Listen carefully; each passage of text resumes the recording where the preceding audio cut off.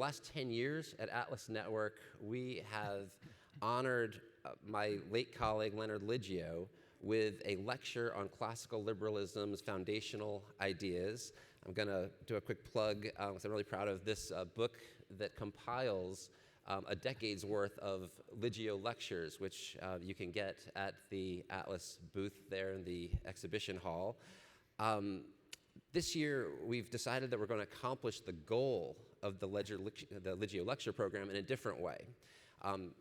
Leonard was a movement builder, one of the key builders of the classical liberal movement after World War II. And he knew that while political coalitions are forever in flux, ours is an ideological movement. It's not about the pursuit of power. It's actually about persuading people that society works best when you're not trying to have power over other people's lives, and that instead you love the freedom of others. And to build this kind of movement, you need solid philosophical ground. But what are those principles that can anchor our thinking and the advocacy that all of you do in your communities around the world? What are the messages that can persuade newcomers to study our pro-liberty worldviews more closely? This is the topic that we're taking up this morning with my two esteemed guests. I'll introduce them briefly, and then we're going to let them each take about 10 minutes to get some ideas on the table, and then we'll invite your discussion. Chris Rufer, to my far right here, stage left. Chris founded the Morning Star Company with one truck with which he hauled tomatoes to canneries. But Morning Star has grown into a juggernaut of a company. And if you have enjoyed any ketchup on your New York hot dogs, one, I think it's a faux pas here in New York, but maybe not in front of Chris. And you can probably thank Chris for having something to do with the ingredients you've enjoyed. Morning Star is well respected for its innovation, its integrity, and the unique principles of self-management that Chris has made a successful experiment at Morning Star. Chris and his wife Melody have become active supporters of causes to advance human flourishing, and he's going to talk today about the moral principle of human respect. Craig Biddle, in the middle here, is the co-founder and executive director of Objective Standard Institute, the editor-in-chief of the Objective Standard, and the executive director of Prometheus Foundation, an independent nonprofit enterprise whose mission is to promote Ayn Rand's philosophy of objectivism. And while Atlas Network's founder, Anthony Fisher, took the Atlas name but had actually never read Atlas Shrugged, never read any Ayn Rand, her works made a great impact on my own journey towards classical liberal advocacy, so I'm quite sympathetic to the project here. Craig's books include Loving Life, The Morality of Self-Interest and the Facts That Support It, Rational Egoism, The Morality for Human Flourishing, and the forthcoming Forbidden Facts, Moral Truths Your Parents, Preachers, and Teachers Don't Want You to Know. And Craig will delve into the need, source, and nature of individual rights. So get ready for some lively discussion, but let's start off by handing the floor to Chris Rufer. Thank you, Brad. So I'm going to try to describe a new system of social structure which I believe goes beyond democracy and further supports classical liberalism, as I don't think there's any principles in the form that I describe them heretofore. So over the years, I've just, in being in business, in various activities, the question that rolls around my mind is there an understanding between people that persons can agree on which will enable them to maximize their potential for human happiness? So we talk about liberty and freedom, but to me, the objective really should be happiness, and what we should be talking about is advancing human flourishing and happiness.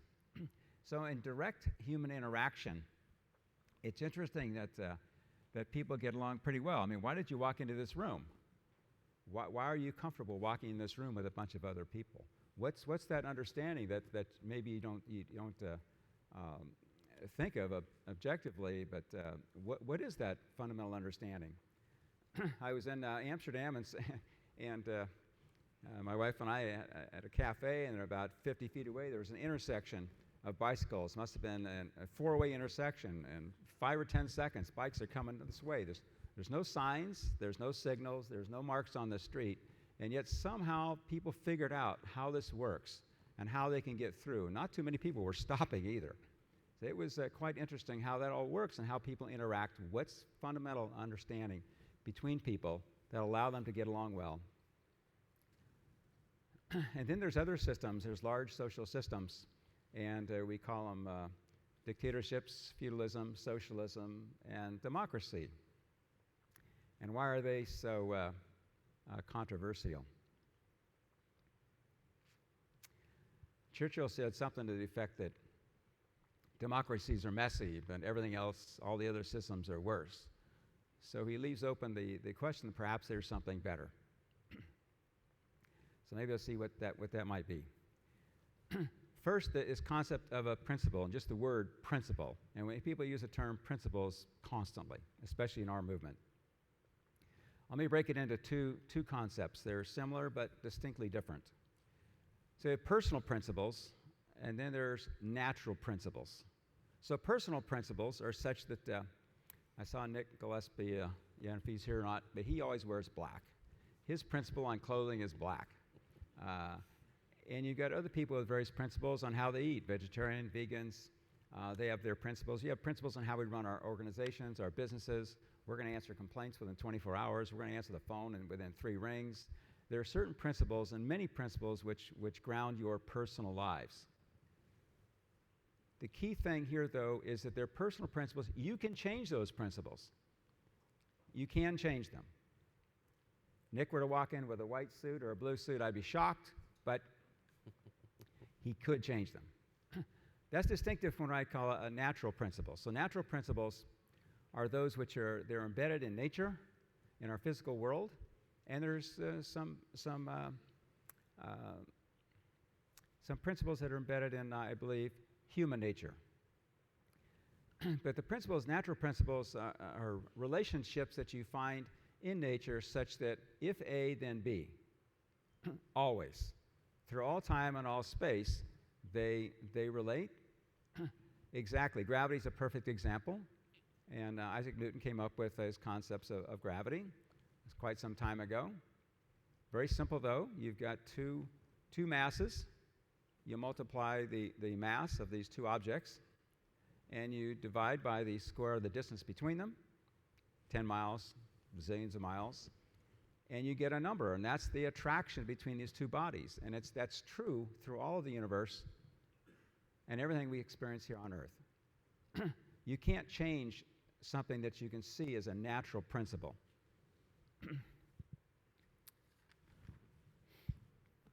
So what I call the natural principle of human respect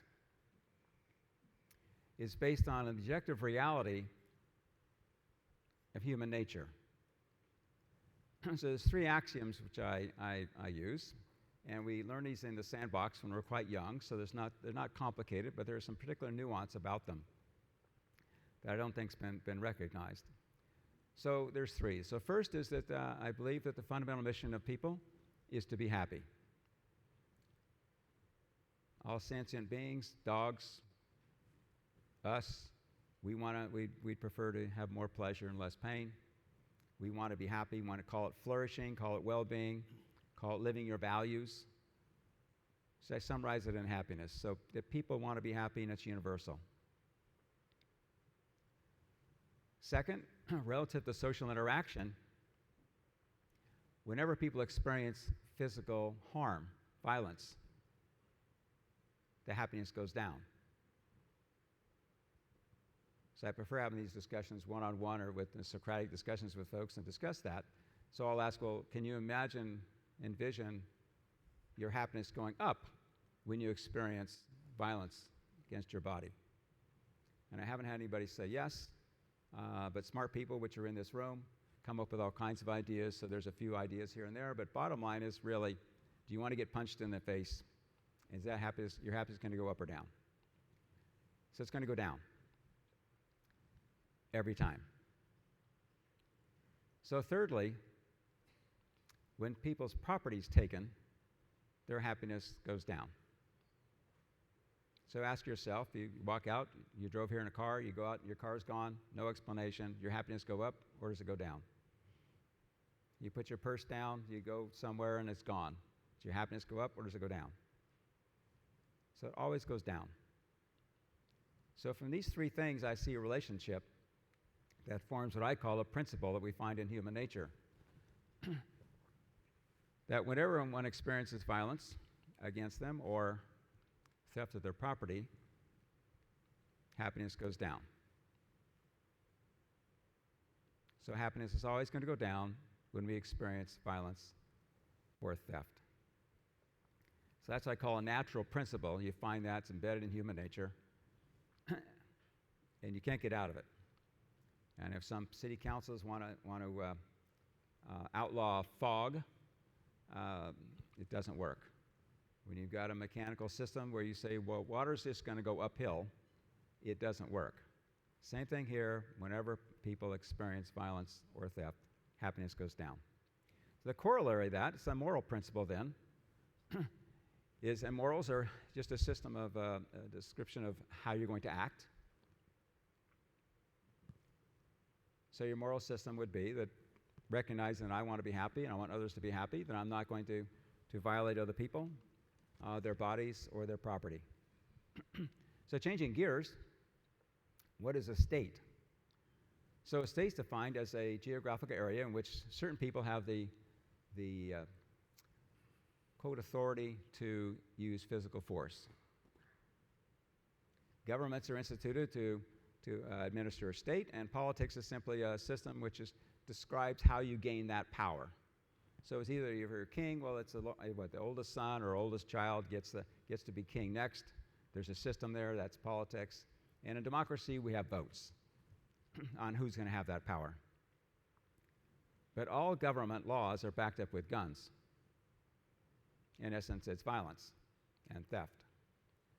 So if you've got a principle that says every time you use violence or theft, happiness goes down, and states and governments administer violence and theft, it's directly contrary to the principle that I find in human nature.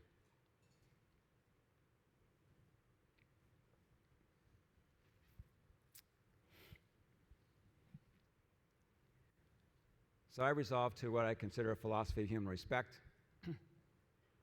which says this: people should be able to do anything they want to do to advance their happiness,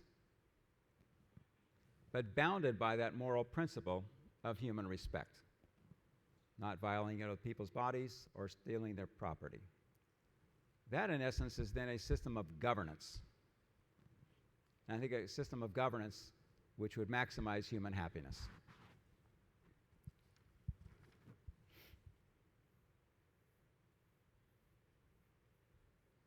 So I think this moral principle of human happiness provides a basis for a new frontier of a social structure,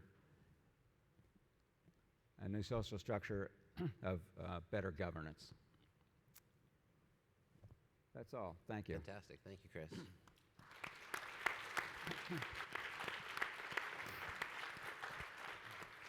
Okay, let's invite Craig to put some ideas on the table as well. All right. Well, we agree on much, except Nick Gillespie could not walk in here in white. That is not a possibility. So I want to just make that clear at the beginning. We really do agree on a lot, and it's nice to be discussing the foundations of freedom with someone at a libertarian event, or a largely libertarian event, because the history of the libertarian movement is just, full of people and organizations who have tried to avoid talking about fundamentals and the undergirding of liberty. Because when you talk about it, it gets into philosophy, ethics, and epistemology, and metaphysics.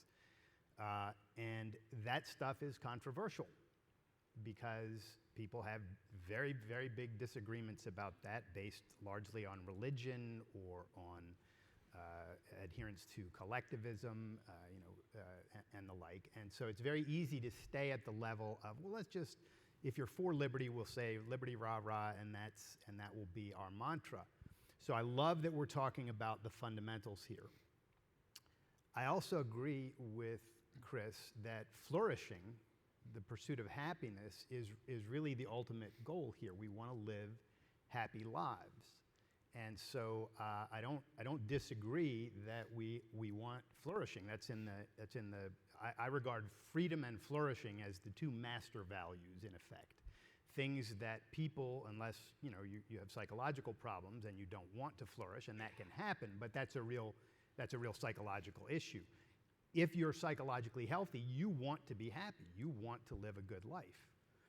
But happiness, or let me say a word about flourishing in relation to, or freedom in relation to that. In order to flourish, in order to live a beautiful life, you have to be free to make your own decisions about what goals you want to pursue and how you want to live, right? You can't flourish if you're in North Korea today or in Iran today. So these are the two master values, the things that we're after. The question is, what supports them? What undergirds them? What connects them to reality? What do we have to know and do in order to have those things? Happiness, as beautiful a goal as it is an emotional state or a state of consciousness. So it's in a sense a subjective state in the sense that it's in here. And different people have different views of what will make them happy. Unfortunately, a huge portion of people in America and on the planet are happy and will tell you that they're happy, that they want governments to force people, including them, to give up their wealth so that it can be given to people who didn't earn it. That's what socialism is, right? It's the redistribution of wealth from people who earned it to people who didn't. So it's just not true that everyone wants the same thing in terms of happiness. If you have accepted a moral code that tells you that self-sacrificially serving others, giving up values that you might want, but giving them up is the right thing to do, and you want to do the right thing, you feel like it will make me happy to do the right thing, then you're going to want to give up the values that would make you happy, right? There's a contradiction there. Happiness in one direction, happiness in the other. What are you supposed to do? Well, your moral code, if your moral code tells you to be a good person, you have to give up your values, then you're going to want to do that, and you're going to feel like, well, that's going to make me happy. So the problem here is that happiness is an emotional state or a state of consciousness. We can go deeper than happiness. We can anchor the requirements of both flourishing and freedom in something deeper than happiness, and that is the factual requirements of human life, the factual requirements of living as the kind of animal we are.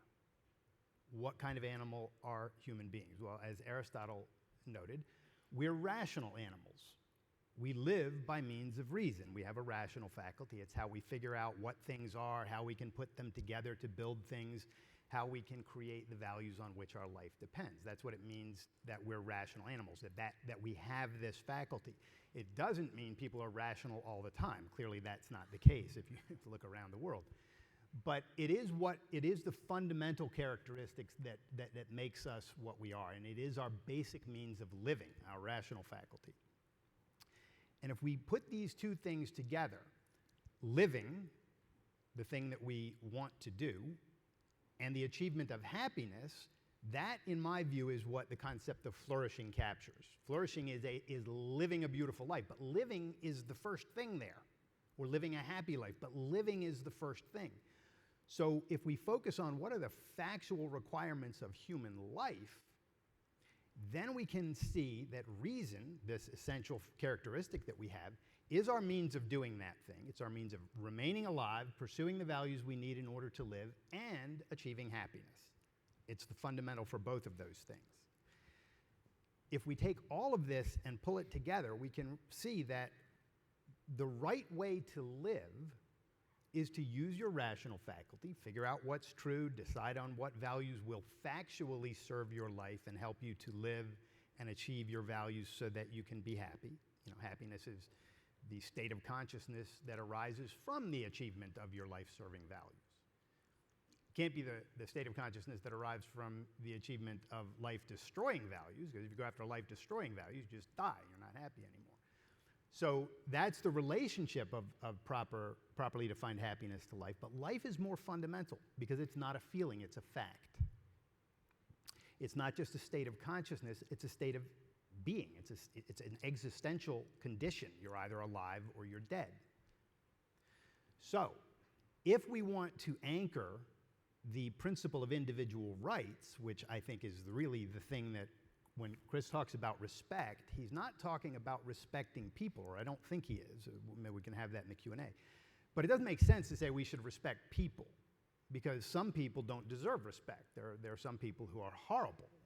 Hamas of late, we can look at, they don't deserve respect. They're murderous terrorists who did horrible things. You don't respect people just as such. What do we want to respect? We want to respect a principle. And that principle is the principle of individual rights. And the way I conceive this principle is, it's the recognition, that's an in here part, that's a state of consciousness, of a fact of reality, something out there. What is it that's out there that we're recognizing? It's the fact that in order for human beings to live as the kind of animals they are, as rational animals, they have to be free from physical force. They have to be free from the one thing that can stop them from acting on their rational judgment: force. If I put a gun to your head and tell you to do something, you can't act on your judgment. You have to act on my judgment or you're going to die. This is the nature of force. If I put you in a cage, you can't act on your judgment. You're caged, right? If I enslave you, you can't act on your judgment. It's the acting on your judgment, your fundamental means of understanding the world, your basic means of living. It's the acting on your judgment that's crucial. But it's not enough to just say, well, you need to be able to act on your judgment in order to be happy, because happiness, again, is a feeling, not a fact. I think we need to anchor this in a fact, and the fact is the requirements of human life given the kind of animal we are. You have to produce in order to have the values you need. You have to produce food, and you have to produce shelter, and you have to produce clothing. If you don't produce these things, you can't live, unless you live parasitically on other people who do produce them. So production is fundamental. You have to think in order to produce. You don't know how to produce unless you think. So thinking is a virtue. We now have two life-serving factual virtues: production and thinking, right? You can build a moral code and the undergirding of both flourishing and freedom in this way. And this is exactly what Ayn Rand did in her philosophy called objectivism, which I'm an advocate of. The reason I'm an advocate of it is because I see that it's true that we have to think in order to live. We have to produce in order to live. And we have to be free in order to do those things. So we can base this same idea, liberty, which we share the desire to have, on something deeper than happiness that includes happiness. And that is the factual requirements of human life. Well said. We'll do a quick round of applause. And before we go and start to invite your questions from the floor, I thought maybe I would ask you both, and I guess we'll go Craig and then Chris, maybe just to respond to a question about the reason we're having this conversation, the utility of it. Do you think that the big takeaway, or when you think about success from this conversation, is it that we'll be thinking more constructively about the messages that will resonate with a broad audience? Or do you think that the most important reason to be having this conversation is that it deepens the understanding of advocates that are already interested in working for freedom ideals broadly to do more effective work? How would you answer that, well, Craig and then Chris? Yeah, I think the audience always has to be, for me, I always think of the audience as active-minded people. Ayn Rand made a beautiful distinction between closed-minded and open-minded, and a third alternative, active-minded, right? To be closed-minded is to just say, I'm not going to hear things, I've already made up my decision. To be open-minded, if you take that seriously, is just, any idea that comes in, I'll process, and maybe communism is still good, even though we have all the evidence that it's not. And an active-minded person says, no, there are facts. I'm going to pay attention to what they are. I'll remain open to things that I don't have conclusive evidence for. But if I know that there are factual requirements of human life, for instance, I'm not going to be like, well, maybe not. Maybe it's okay to, murder people. So active-mindedness, I think, needs to be the audience, and I think everyone here is that, right? If you're willing to think and reassess your ideas, but not willing to go into insanity. I don't know if you guys know, but we woke up this morning to the announcement that all over TikTok, Osama bin Laden's letter to America is being trumpeted as this wonderful, revealing truth now that the young people need to assess and embrace. That is not active-mindedness. That is open-minded. That is, any idea might be true. So active-minded is the audience, I think. I totally agree that we need to pursue those folks that are actively minded in the short term, but only in the process of getting it out to a larger audience. The majority of people, we need to change the mental model on the part of the majority of people in this country.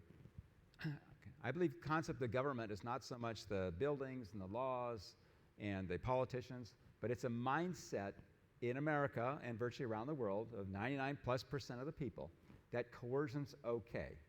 Now, on a personal basis, no. We're only here because we don't believe in hurting people in the immediate sense.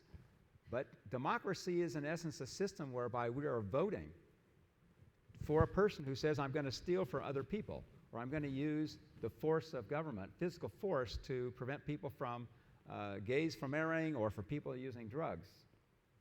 So it's basically, democracy is just sanitizing our theft and our violence against other people. That mindset then have to change from, yes, on a personal basis, I don't use force against people, I don't violate them, because if you did that, you wouldn't have any friends. So we understand it very clearly in an immediate sense.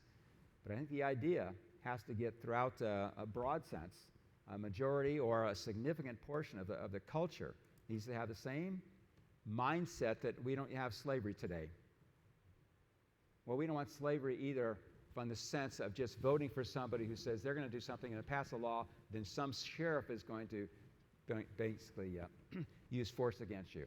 So the mindset of America needs to change, the mental model needs to change, and understand that using force in any fashion is going to decrease happiness. So in an immediate sense, we need to talk about active minds, but that message needs to only, so those folks can help advance the concepts on a broad sense. And I love that we have sort of this radical challenge to start the day. I remember last time that I got to sit down with Chris this summer, we were talking about some of the really impressive things that people in this room are doing, that Atlas takes some pride in having supported through grants and training and so on.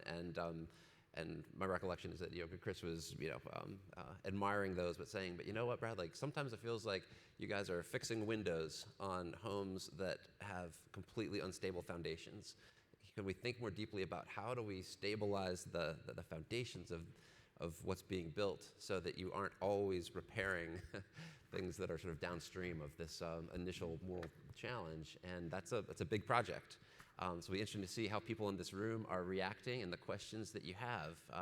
We've got microphones coming around, and I think Christy Kendall in the front. What would you say, like I love what you're talking about, what is the role of agency, personal agency, because it seems like that's what's missing in terms of our philosophy for talking to people. Did people hear that? The questions about what's the role of personal agency in these different perspectives on how we communicate the virtues of free societies? So, great. So agency is vital. If we don't have agency, if we don't have free will, agency is just sort of a fancy word for can you make decisions in life about what you're going to do? Can you take charge of your own life? And I think this is a really crucial principle that few people understand. I'll bring Ayn Rand's insight to the table here. Rand points out that the locus of free will, the fundamental point where you get to choose, is the choice to think or not to think.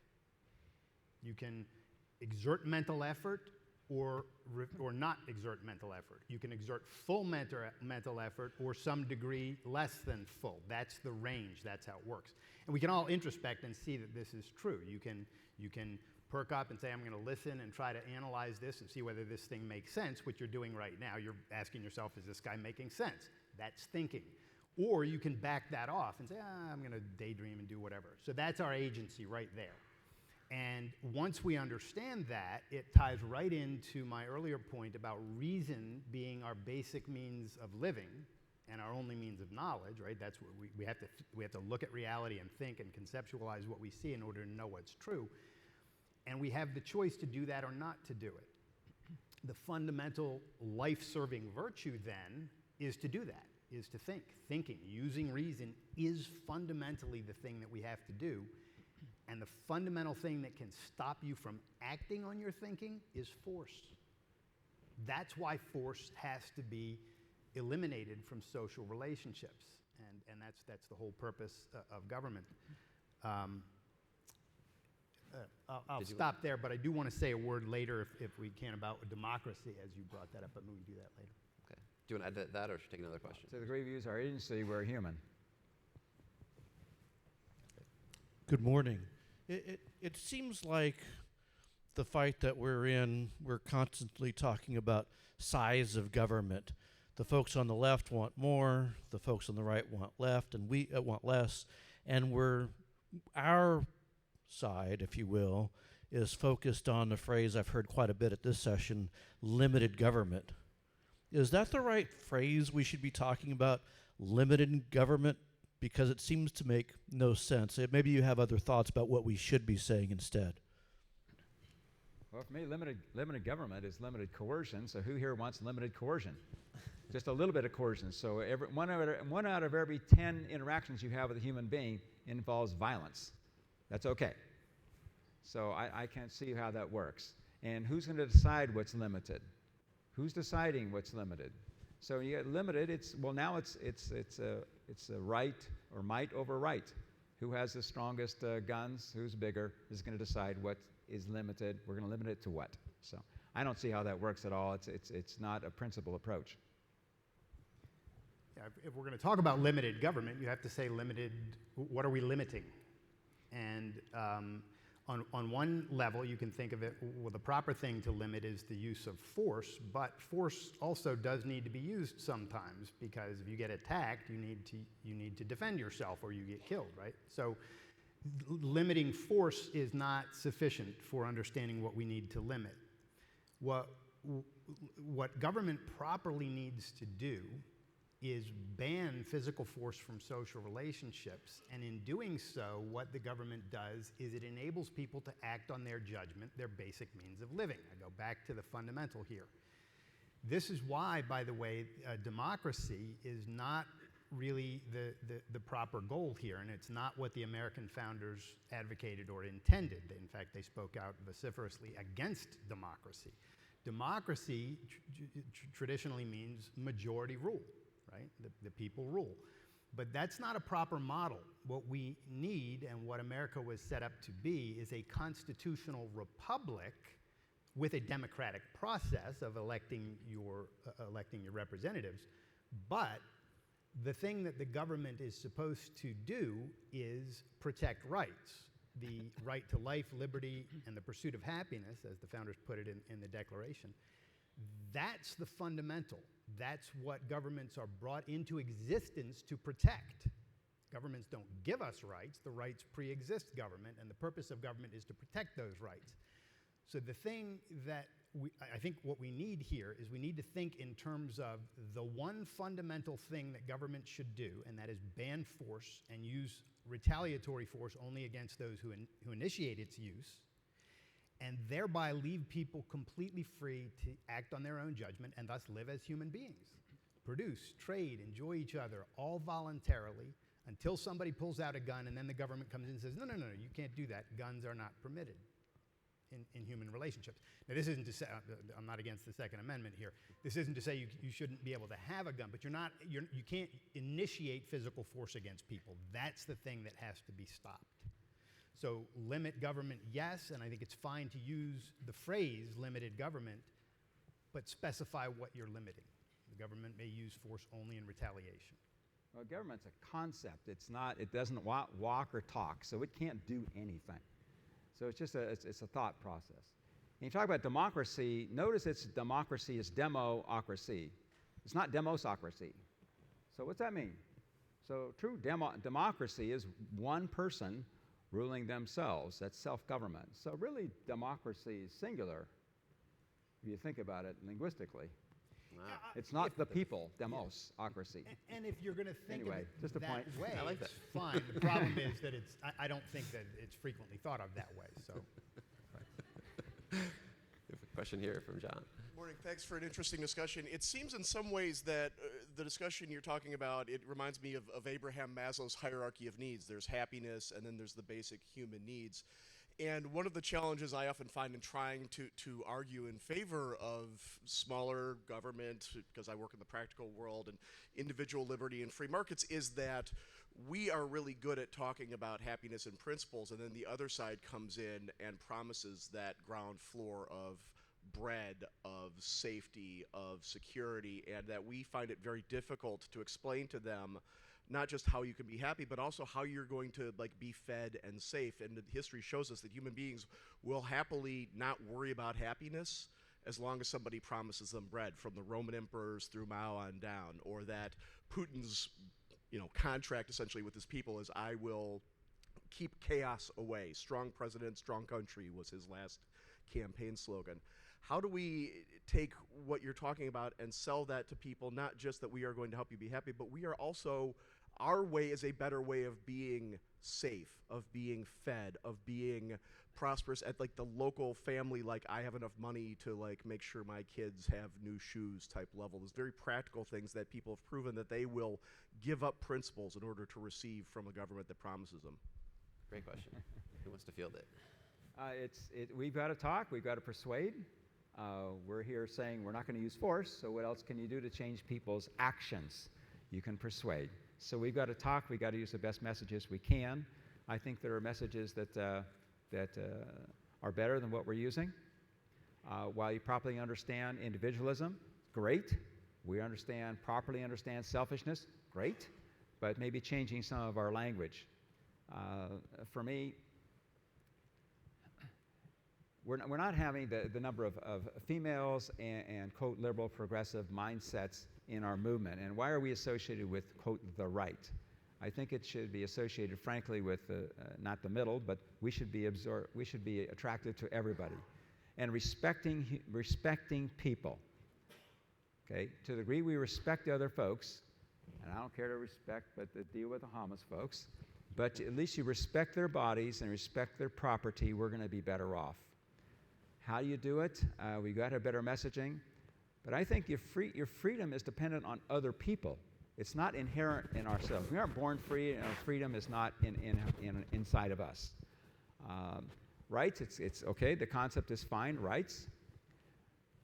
But you may have your rights, but frankly, I, as an independent person, have no more power over your property and your life. Not me personally, but other people. So our freedom is dependent on other people's values. It's not inherent to us. So the approach that we respect other people and their values is a better approach, I think, than, look, I've got my rights and you can't hurt me. So, and properly understood, the rights concept, fine. But it's got to be a message that we're more interested in other people as well as ourselves. so on the issue of bread, where does bread come from? Right? One of the great lines from Rand that rings through fiction and nonfiction is, the goods are here. How did they get here? Blank out. People don't want to do the thinking about how did the goods get here. Where does bread come from? It doesn't grow on trees, right? So people produce it. And this gets to agency, which we talked about earlier, and the law of causality. If you want to live in this world, you have to acknowledge the fact that you have to produce things in order to live. You have to use your mind to figure out how you can create values that will sustain your life, or create values that you can trade with other people so you can get the things they've created to sustain your life. And this is precisely how the world has grown from living in caves to all the stuff around us here. It was all produced by human beings. So what I think we need to tell people who say, well, what about the bread? Is, yeah, you say, what about the bread? Bread is produced, and the way that people can live, the way that people can produce the values on which human life depends, is by being left free so that they can act on their judgment and produce and trade. That's where it all comes from. and by taking self-responsibility, by recognizing that you have agency, and people, young children need to be taught this, and they are. If you raise a kid in a Montessori classroom, they learn, oh, look, I can make things happen. I have agency. I can stack these blocks, and if I stack them incorrectly, they fall. If I stack them correctly, they stand. So we need to focus on agency, on where the goods come from, on the self-responsibility necessary to produce those goods, and respecting one thing, and that is the principle of rights. The fact, you can think of it this way, what are you respecting when you respect rights? You're respecting the fact that in order for human beings to live as human beings, rather than as caged animals or slaves, they have to be free to act on their judgment so that they can act on their judgment. That's the principle, right down to the ground. And if we grasp that and help, it's not that difficult to understand once you see all the connections, but it's all about the law of causality. If we want to live, we have to act. If we want to act, we have to be free to act. I'm much like Craig, but we've got all the logic. We've got the proof. But things like capitalism is so misunderstood. Capitalism is simply the voluntary production and exchange of goods and services. That's all it is. But it gets confused with business and bad business people, and so we get a bad name. We've got to change some of the language and express it in a different way, because we have the logic as Craig just identified. Let me throw out one question that's on my mind. I think that this is really interesting to hear this conversation about how do you construct sort of a mental model that can be really helpful in thinking about what we're in favor of. Maybe to John's point about where people live and the appeal that statism has when the promises of utopia are being delivered. Maybe part of our challenge is also figuring out how to lampoon or poke holes in other mental models that prevail at the moment, the same way that they accuse us of selfishness in a not properly thought through, rational, selfish way. Do you guys spend any mental energy on how to poke holes in the other competing mental models? Not me particularly. I'd rather concentrate on the positivity and advancing human flourishing, and how we can do that, and how we should do that. So poking holes in the other part, yeah, it's fun. That's fun, whatnot. But yeah, how do you get the people? And all we can do is persuade. But we got a better messaging. We need better messaging. I think poking holes maybe is not necessarily the best way to think about it, but what we do want to do is we want to engage with other people who have different ideas, and the question to ask is why.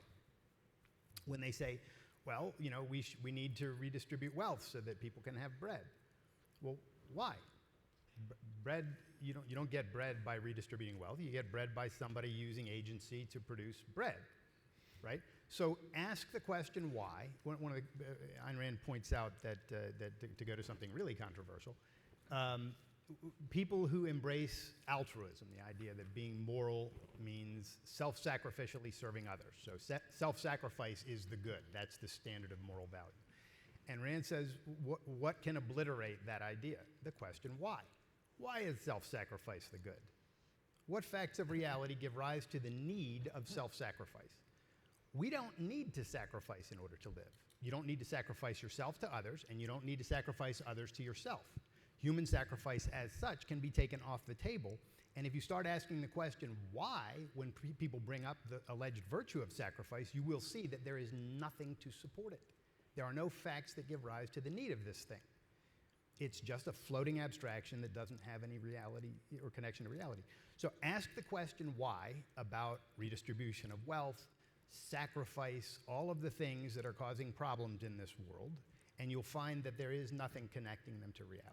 And then follow the connections to reality, and that's the philosophy that you want to support your freedom and flourishing with, the one that connects to reality when you ask why. Yeah, let's get at least one more question from the floor. Or from this side, sorry. One question to the philosophy of human respect and flourishing. Now, I wonder, how does it deal with utilitarian considerations? Now, playing the devil's advocate here, if the threat of violence or violence and theft is bad because it decreases human flourishing and human happiness, playing the devil's advocate, one could still say, well, how about I decrease it a little bit for 9 people and increase it, or decrease it a little bit for 1 person and increase it a lot to 9 people, right? How does it deal with that? You come to the argument that either you're advancing that violence and theft is okay as a principle of how we're going to live. Somebody raised their hand, thought that'd be a good deal. So if you had that society, then where are we? You go back to picking berries and chasing squirrels for your food. So either we're advocating that, then it's all okay that we use violence and theft, or you go back to who's going to decide the value system, because now you're asking about subjective value systems. And is a value system of one person this, and the value system of the 9 this.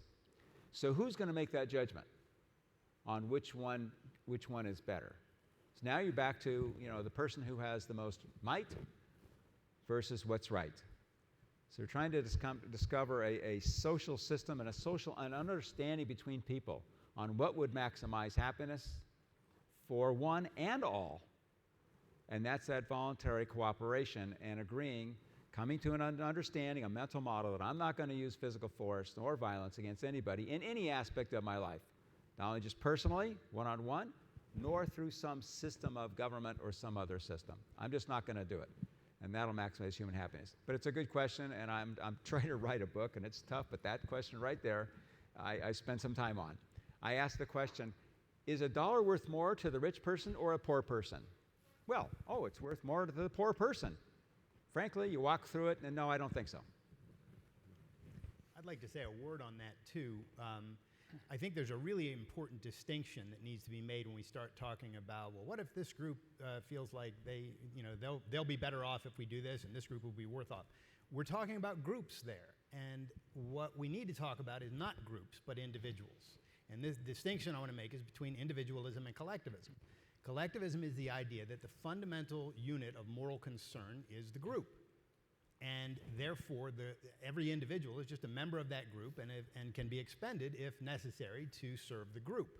Well, this is the very idea that gives rise to the nightmare of communism and socialism and Nazism and the whole 9 yards. So that's a bad idea. What we need to do is, instead of saying, what about this group, say, what about this individual? And then you can focus on, well, what does an individual need in order to live and flourish and be happy and have a wonderful life? He needs to be left free to act on his judgment so that he can figure out what kind of life he wants to build and build it. That's what we need. And so all of this comes back to agency and the use of reason and the fact that force stops people from doing that. We've got time for one more question. I think we've got one right here. Good morning. Thank you. Small government. Small government. I come from a country with a big government, Venezuela. And I admire very much yours. I think that we tried to make it like yours in 1810 when we started the independence. The Constitution was federal, it was very limited government. And what we've had, I can only describe as a slippery slope, and which is pretty steep sometimes. What is your take on even more limited government than Jefferson, like Murray Rothbard? My take is that government is, by definition, the monopoly on force. The slippery slope is where you talk about minimal government. And when you give anyone, the authority to use force to do anything, such as maintain our property, our liberties, they can rationalize most anything. Because I think then what's on TV is going to affect our liberty and our property rights. So I'm going to now regulate TV and speech and this, and it goes on forever. So the slippery slope is it's a cancer to give any one individual or group that authority to use physical force. When you cross that line there, you're done. Yeah, and I'd like to agree fully with that. I want to add to that something that I think is really helpful there. Anytime you hear the concept slippery slope, What we're talking about here is principles and the law of excluded middle. The law of excluded middle is the idea that a thing is either A or non-A at a given time, right? So it's either true or false, right? A principle, like the principle that government must do one thing and only one thing, and that is protect rights by banning force and using retaliatory force only in reaction to initiatory force, that's a principle. That's the proper purpose of government. And you can think of that principle as being on a plateau. It's the moral high ground up here. When you get to the edge of that and you get a slope going down where there's force being used in different degrees, so North Korea is way down here, Venezuela is a little bit above that, and so on, and the United States and Canada are somewhere up here. But force is being used in all of these instances, right? Those are degrees of force. They're all off the moral high ground. Some are worse than others. That terminus right there at the edge of the moral high ground is the law of excluded middle. Either we're upholding this principle or we're not. Once you step over the line and start using force improperly, you are on that slippery slope and you have stepped past the principle that tells you shouldn't do that. You don't see it anymore. You just head down, going down the slope. Don't violate principles. I establish the correct principles and stick to them. Don't go over that line, and when you do, that's exactly what a slippery slope is. Fantastic. Well, I'm going to ask you to join me in thanking our guests, Chris Rufer and Craig Biddle.